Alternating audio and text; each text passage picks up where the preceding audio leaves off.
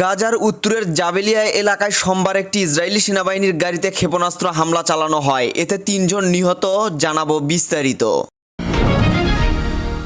গদিতে বসেই নিজেকে পরাক্রমশালী ভাবতে শুরু করেছে ট্রাম্প। আসলে তিনি নিজেকে যতটা ক্ষমতাবান মনে করেন, আদতে তিনি ততটা নন বলে গুঞ্জন শুরু হয়েছে বিভিন্ন গণমাধ্যমে। এদিকে গাজায় ইসরায়েলি হামলা চরম পর্যায়ে পৌঁছাইছে। ২৪ ঘন্টায় অর্ধশতাধিক ফিলিস্তিনি নিহত। ভারতের সিকিমে টানা ভারী বৃষ্টিপাতের কারণে সেনাবাহিনীর একটি ক্যাম্পে ভূমিধসে অন্তত ৩ সেনা নিহত হয়েছে। এ ঘটনায় নিখোঁজ রয়েছেন আরও কমপক্ষে ৬ সেনা, জানাবো বিস্তারিত। এবং সর্বশেষ জানিয়ে দেব, পাকিস্তানের কাছে যুদ্ধবিমান হারানোর কথা স্বীকার করে এবার বড় ধরনের চাপে পড়লেন ভারতের প্রধানমন্ত্রী নরেন্দ্র মোদী। এতক্ষণ শুনছিলেন সংবাদ শিরোনাম, এবারে বিস্তারিত। তার আগে নতুন নতুন আপডেট নিউজ পেতে আমাদের চ্যানেলটি সাবস্ক্রাইব করে রাখুন। গাজার উত্তরের জাবেলিয়া এলাকায় সোমবার একটি ইসরায়েলি সেনাবাহিনীর গাড়িতে অ্যান্টি-ট্যাঙ্ক ক্ষেপণাস্ত্র হামলা চালানো হয়। এতে ৩ ইসরায়েলি সেনা নিহত হন এবং আরও ২ জন গুরুতর আহত হন। ইসরায়েলি সংবাদ মাধ্যম জানায় এটি ছিল একটি পরিকল্পিত ভয়াবহ হামলা। নিহত সেনারা নব ব্রিগেডের সদস্য ছিলেন। আহতদের উদ্ধার করে হেলিকপ্টার পাঠানো হলেও আশেপাশে তীব্র গোলাগুলির কারণে অভিযান ব্যাহত হয়। পরে আরও হেলিকপ্টার এসে এলাকায় গোলাবর্ষণ করে উদ্ধার চেষ্টা চালায়। এক হেলিকপ্টারকে লক্ষ্য করে গুলি ছোড়া হয়। পরিস্থিতি খারাপ হয়, কিছু সময় উদ্ধার অভিযান বন্ধ রাখতে হয়। এই ঘটনার পর গাজার ইসরায়েলের বিমান হামলা আরও বেড়ে যায়। সোমবার সারাদিন গাজায় বিভিন্ন স্থানে বিমান হামলায় অনেক ফিলিস্তিনি নিহত হন। গাজার স্বাস্থ্য মন্ত্রণালয় জানায় ২০২৩ সালের ৭ই অক্টোবর থেকে শুরু হওয়া যুদ্ধে এখন পর্যন্ত ৫৪,০০০-এরও বেশি মানুষ মারা গেছে এবং ১,২৪,০০০-এরও বেশি আহত হয়েছেন। হামাস অভিযোগ করেছে ইসরায়েলের বেসামরিক স্থাপনা, হাসপাতাল ও চিকিৎসা কেন্দ্রে হামলা চালাচ্ছে। এতে অনেক অসুস্থ মানুষ চিকিৎসা পাচ্ছে না, বিশেষ করে নারী, শিশু ও বৃদ্ধরা সবচেয়ে বেশি বিপদে আছেন। হামাস আরও বলেছে ইসরায়েলে এসব কাজ আন্তর্জাতিক আইন লঙ্ঘন করেছে। যারা যুক্তরাষ্ট্রের সমর্থনের বিষয়টি তুলে ধরে বলেছেন আমেরিকার সহযোগিতায় ইসরায়েল ফিলিস্তিনিদের বিরুদ্ধে আক্রমণ চালিয়ে যাচ্ছে।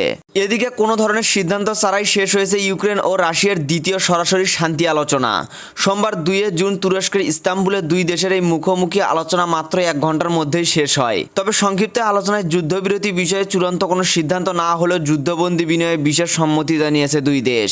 সংবাদ মাধ্যম বিবিসির খবরে বলা হয়, বন্দি বিনিময় সংক্রান্ত প্রস্তুতি তুরস্কের মধ্যস্থতায় দ্রুত শুরু হবে বলে জানিয়েছে ইউক্রেনের প্রেসিডেন্ট ভ্লাদিমির জেলেনস্কি।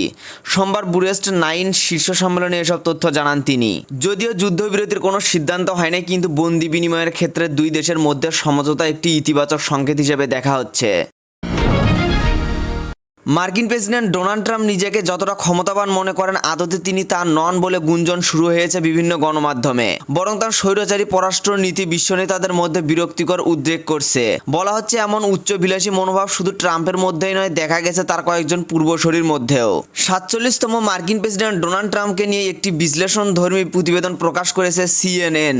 সেই প্রতিবেদনে দাবি করা হয়, তথাকথিত মহাপরাক্রমশালী যুক্তরাষ্ট্রের প্রেসিডেন্টের গদিতে বসে নিজেকে পরাক্রমশালী ভাবতে শুরু করেছে ট্রাম্প। প্রতিবেদন মতে গোটা বিশ্বকে মার্কিনদের আঙ্গুলের ইশারায় নাচানোর উদ্দেশ্য নিয়েই হোয়াইট হাউসের মসনদে বসেন ট্রাম্প। ক্ষমতায় বসেই চীন, রাশিয়া ও ইউরোপীয় দেশগুলোর উপর একের পর এক শুল্ক ও নিষেধাজ্ঞার বাঁধ ছুড়তে থাকেন। বাণিজ্য যুদ্ধকে ঘিরে গড়ে ওঠা শুল্ককে পুঁজি করে বাগিয়ে নিতে থাকেন সুবিধা মতো নানা চুক্তি।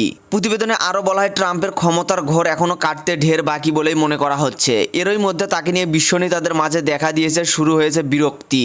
অনেক নেতাই এখন বিশ্বাস করেন যে ট্রাম্প যত যাই বলুক, করার বেলায় ঠিকই পিছিয়ে যাবেন তিনি। ক্ষমতায় এসে রুশ প্রেসিডেন্ট ভ্লাদিমির পুতিনের সঙ্গে বন্ধুত্বের নজির স্থাপনের চেষ্টা চালালেও নিজের নীতি বদলেছেন ট্রাম্প। এতে পুতিনের মনোভাবও পরিবর্তন দেখা যাচ্ছে। মার্কিন প্রেসিডেন্টের হুঁশিয়ারিকে এখন এড়িয়ে চলতে দেখা যাচ্ছে পুতিনকে। ট্রাম্পের হুমকি ধামকি তোয়াক্কা করছে না চীনও। এমনকি চড়া শুল্ক আরোপ করেও চীনকে বাগে আনতে পারছে না মার্কিন প্রেসিডেন্ট। চীনের রাজনৈতিক প্রেক্ষাপটকে ট্রাম্প বুঝতে ভুল করেছে, এমন দাবি গণমাধ্যমের। সংবাদ মাধ্যম আনাদুলুর একটি প্রতিবেদনে বলা হয়েছে, ফিলিস্তিনের গাজা উপত্যকায় ইসরায়েলি হামলায় একদিনে কমপক্ষে আরও 52 জন ফিলিস্তিনি নিহত হয়েছেন।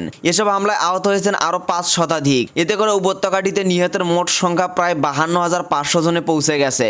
বার্তা সংস্থাটি বলছে, ২০২৩ সালের অক্টোবরে গাজায় ইসরায়েলের সামরিক অভিযান শুরুর পর থেকে কমপক্ষে 54,470 ফিলিস্তিনি নিহত হয়েছেন। সোমবার ২ জুন এক বিবৃতিতে মন্ত্রণালয় জানায়, গত 24 ঘন্টায় 52টি মরদেহ হাসপাতালে আনা হয়েছে এবং ইসরায়েলি হামলায় আরও 503 জন আহত হয়েছেন। এ নিয়ে 2023 সালের অক্টোবর থেকে শুরু হওয়া আগ্রাসনে মোট আহতের সংখ্যা দাঁড়িয়েছে 1,24,693 জনে। বিবৃতিতে আরও বলা হয়েছে, অনেক মরদেহ এখনও ধ্বংসস্তূপের নিচে এবং রাস্তায় পড়ে আছে, কারণ উদ্ধারকর্মীরা সেখানে পৌঁছাতে পারছে না। ইসরায়েলি বাহিনী 18 মার্চ থেকে আবারও গাজা আক্রমণ শুরু করে, যা জানুয়ারিতে কার্যক্রম হওয়া যুদ্ধবিরতি ও বন্দি বিনিময় চুক্তিকে ভেঙে দেয়। এই পুনরায় হামলায় এখন পর্যন্ত 4,201 জন নিহত এবং প্রায় 12,652 জন আহত হয়েছেন। ভারতের সিকিমে টানা ভারী বৃষ্টিপাতের কারণে সেনাবাহিনীর একটি ক্যাম্পে ভূমিধসে অন্তত 3 সেনা নিহত হয়েছেন। এ ঘটনায় নিখোঁজ হয়েছেন আরও কমপক্ষে 6 সেনা। সোমবার 2 জুন ভারতীয় সেনাবাহিনীর এক বিবৃতিতে এ তথ্য জানানো হয়। ফরাসি বার্তা সংস্থা এএফপির প্রতিবেদনে বলা হয়, রোববার সন্ধ্যায় সিকিমের পার্বত্য এলাকায় ভূমিধসের ঘটনা ঘটেছে। প্রাণঘাতী ভূমিধসে ভারতীয় সেনাবাহিনীর 3 সদস্য নিহত হয়েছেন। নেপাল ও চীনের সীমান্ত এলাকায় ভারতের এই পার্বত্য এলাকায় সেনাবাহিনীর ব্যাপক উপস্থিতি রয়েছে। এদিকে সামাজিক যোগাযোগ মাধ্যমে সেনাবাহিনীর পোস্ট করা ছবিতে দেখা গেছে ভূমিধসে একটি ভবনের বিশাল অংশ মাটির নিচে চাপা পড়েছে। এছাড়া পাহাড়ের ঢালে কাদার স্তূপ জমেছে। প্রসঙ্গত, গত এক সপ্তাহ ধরে ভারতের উত্তর পূর্ব অঞ্চলে বিভিন্ন রাজ্যে চলা ভারী বৃষ্টিপাতের কারণে আকস্মিক বন্যা ও ভূমিধস দেখা দিয়েছে। প্রাকৃতিক এই দুর্যোগে দেশটির উত্তর পূর্ব অঞ্চলে অন্তত 30 জনের প্রাণহানি ঘটেছে। অপারেশন সিঁদুর চলাকালীন পাকিস্তান ভারতের যুদ্ধবিমান ধ্বংস করেছে কিনা এ নিয়ে এতদিন জল্পনা ছিল ভারতে। তার ইতি টেনেছে সেনা সর্বাধিনায়ক অনিল চৌহান। এতে বিরোধী সমালোচনায় বিদ্ধ হচ্ছেন মোদী সরকার। কাশ্মীরের পেহেলগ্রামে ঘটনায় প্রেক্ষিত এপ্রিলে ভারত পাকিস্তান উত্তেজনা চরমে পৌঁছায়। ভারতের অপারেশন সিঁদুর পর পারমাণবিক শক্তিধর দুই দেশের সামরিক বাহিনী সংঘাতে জড়িয়ে পড়ে। পাকিস্তানের দাবি করে ভারতীয় বিমান বাহিনীর রাফাল বিমান গুলি করে নামিয়েছে। এ নিয়ে নয়াদিল্লি এতদিন নীরব থাকলেও মুখ খুলেছেন ভারতের সেনা সর্বাধিনায়ক। গত 10 মে ভারত ও পাকিস্তানের মধ্যে সংঘর্ষ বৃদ্ধি ঘোষিত হয়। তারপর 3 সপ্তাহ কেটে গেলেও ভারত সরকার এ ব্যাপারে কিছু বলেনি। সেনার পক্ষ থেকে কিছু বলা হয়নি। অবশেষে মুখ খুললেন ভারতের চিফ অব ডিফেন্স স্টাফ সর্বাধিনায়ক অনিল চৌহান। সর্বাধিনায়ককে প্রশ্ন করা হয়, পাকিস্তান কি ভারতের যুদ্ধবিমান ধ্বংস করেছিল, এক বা একাধিক? এই প্রশ্নের সরাসরি উত্তর দেননি চৌহান। তিনি বলেন, আমাদের কাছে যুদ্ধবিমান ধ্বংস হওয়া বা তার সংখ্যা গুরুত্বপূর্ণ নয়, কেন সেটা ধ্বংস হলো সেটাই গুরুত্বপূর্ণ।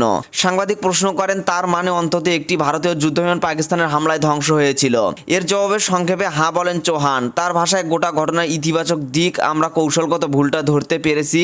এদিকে পাকিস্তানের সঙ্গে সাম্প্রতিক সীমান্ত উত্তেজনার মধ্যে রাফাল যুদ্ধবিমান ভূপাতিত হওয়ার ঘটনাকে ঘিরে ভারত ও ফ্রান্সের মধ্যে কূটনৈতিক ও প্রতিরক্ষা ক্ষেত্রে উত্তেজনা তৈরি হয়েছে।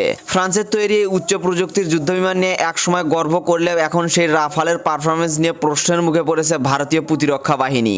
পাকিস্তান দাবি করেছে সাম্প্রতিক সংঘর্ষে তারা ভারতের 6টি যুদ্ধবিমান ভূপাতিত করেছে, যার মধ্যে 3টি রাফাল। এই ঘটনায় চাঞ্চল্য ছড়িয়ে পড়েছে আন্তর্জাতিক প্রতিরক্ষা বিশ্লেষক মহলে। প্রশ্ন উঠেছে যুদ্ধক্ষেত্রে রাফালের কার্যকারিতা ও নিরাপত্তা নিয়ে। রাফালের প্রস্তুতকারী প্রতিষ্ঠান ডাসাল্ট এভিয়েশন এসব সমালোচনার বিরুদ্ধে ক্ষোভ প্রকাশ করেছে। অত্যাধুনিক এই যুদ্ধবিমানের সক্ষমতা নিয়ে ওঠা প্রশ্ন মানতে রাজি নয় তারা। তাদের দাবি, যুদ্ধক্ষেত্রে এই বিমানগুলো ভূপাতিত হওয়ার পেছনে মূলত ছিল অপারেশনাল ত্রুটি ও পাইলটদের ভুল। এখন এই পর্যন্তই ছিল। পরবর্তী আপডেট নিউজ জানতে আমাদের চ্যানেলের সাথেই থাকুন। ধন্যবাদ।